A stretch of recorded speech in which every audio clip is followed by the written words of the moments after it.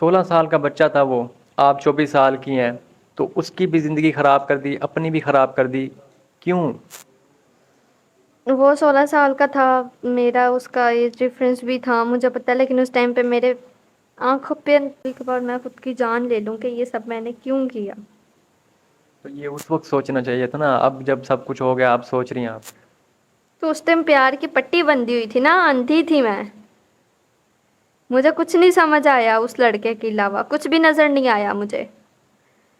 अस्सलाम वालेकुम, आप पॉजिटिव पाकिस्तान देख रहे हैं। मुझे रिहान यूसुफ कहते हैं। तमाम तारीफ ज़ात पाक के लिए जो हमारी शारक से भी करीब है और हमारी हर आने जाने वाली सांस के बीच में होने वाली मामूली सी जुम्बिश को भी बाखूबी जानता है।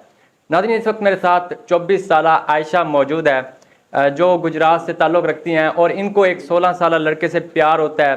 16 साल बच्चे के साथ ये इश्क मशूकी के चक्करों में आकर उनसे शादी कर लेती हैं और आज ये दर बदर रुल रही हैं, परेशान हाल हैं। इनसे जानते हैं कि कैसे प्यार होता है और किस तरह इनका जो अब ये सफ़र है चल रहा है। इनसे जानते हैं। अस्सलाम वालेकुम, वालेकुम अस्सलाम। कैसी हैं? मैं ठीक। आयशा, मुझे बताइएगा, 16 साल लड़के से प्यार होता है कैसे? ट्यूशन पढ़ने आता था मेरे पास, अच्छा, बस उधर से ही। ट्यूशन कौन, मतलब कुरान मजीद की ट्यूशन आप देती थी या स्कूल की? स्कूल की। स्कूल की। वो आपका स्टूडेंट था, पढ़ने आता था? हम्म। तो फिर कैसे, मामला कैसे होता है? 2 गलियां छोड़ के रहता था वो। तकरीबन 1 साल से मेरे पास ट्यूशन पढ़ने के लिए आता था, तो मुझे अच्छा लगता था और मैं उसको अच्छी लगती थी, तो इधर से हमारा ताल्लुक बन गया। कि वो आपको अच्छा लगता था, आपका स्टूडेंट था, आपको अच्छा लगता था। हाँ। तो प्यार का इजहार किसने किया, आपने किया था या उसने किया था? दोनों ने। दोनों ने एक साथ प्यार का इजहार कर लिया। आपको पता है जो टीचर होती है ना, वो माँ का रुतबा रखती है। हम्म।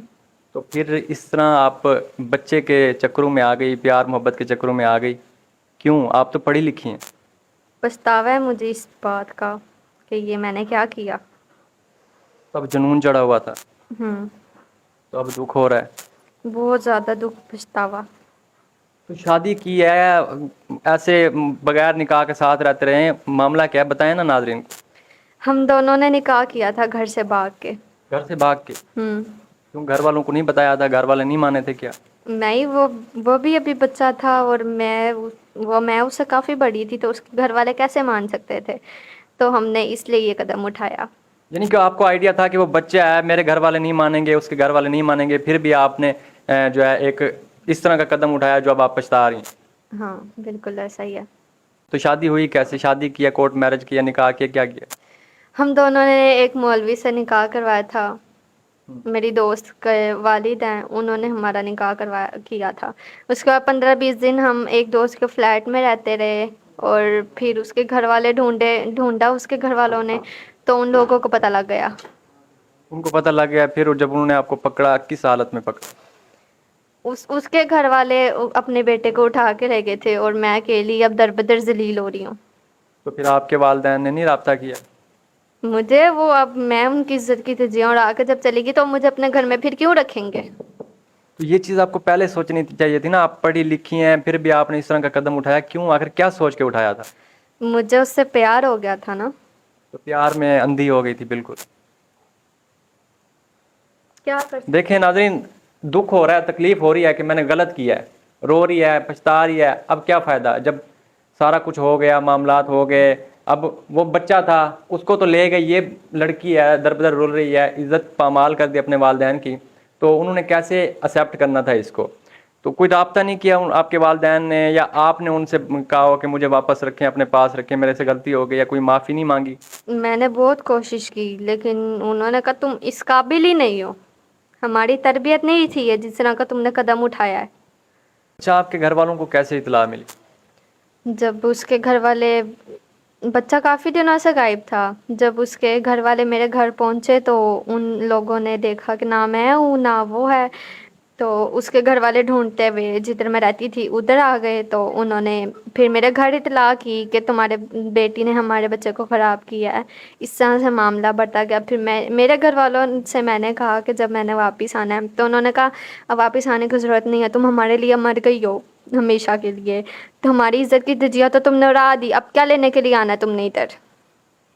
अच्छा, आप जहाँ पे पढ़ाती थी वो आप अपने घर अपने वालिदैन के घर नहीं पढ़ाती थी, आप कहीं और जगह पे पढ़ाती थी? मैं अपने घर पढ़ाती थी, मैं लड़के के साथ एक अपनी दोस्त के फ्लैट पे रहती थी। अच्छा, वहाँ पे रहती थी। अकेले में कितनी बार मिले थे आप लोग?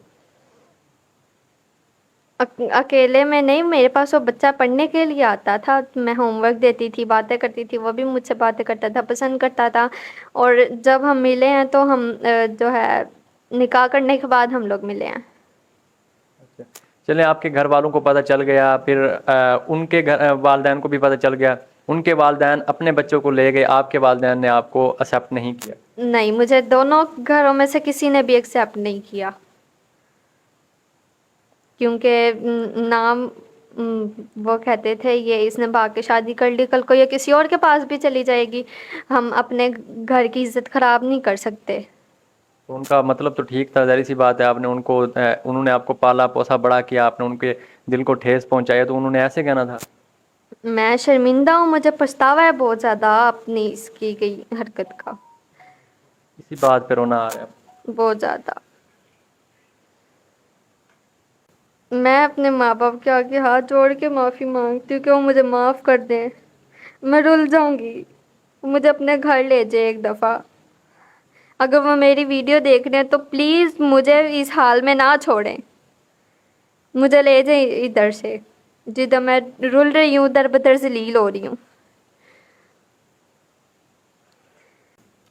देख लें नाज़रीन, इंतहाई दुख की बात एक तो ये है कि इन्होंने बहुत गलत फ़ैसला किया, अब ये उस फैसले पे पछता रही हैं, रो रही हैं। ज़ाहिर सी बात है, जो मामलात थे उनसे काफ़ी हद तक आगे निकल चुकी हैं, अब वालिदैन भी एक्सेप्ट नहीं कर रहे, तो रो रही हैं और अपने वालिदैन को कह रही हैं कि मुझे एक्सेप्ट कर लें। अगर आपके वालिदैन आपको एक्सेप्ट नहीं करते तो फिर आपने आगे का क्या सोचा, क्या करना है आगे? तो फिर यही है, कोई मुझसे शादी कर ले जो मुझे इज्जत से अपने घर में रख के मेरे साथ ज़िंदगी गुजारे। कोई अच्छा इंसान मिल भी जाता है तो उसके साथ तो दगा नहीं करेंगी आप? मैं नहीं करूँगी, क्योंकि मुझे नसीहत हो चुकी है कि इस काम में कुछ भी नहीं है, ज़िंदगी वही है जो एक इंसान के साथ गुजारो। बिल्कुल ऐसे ही है।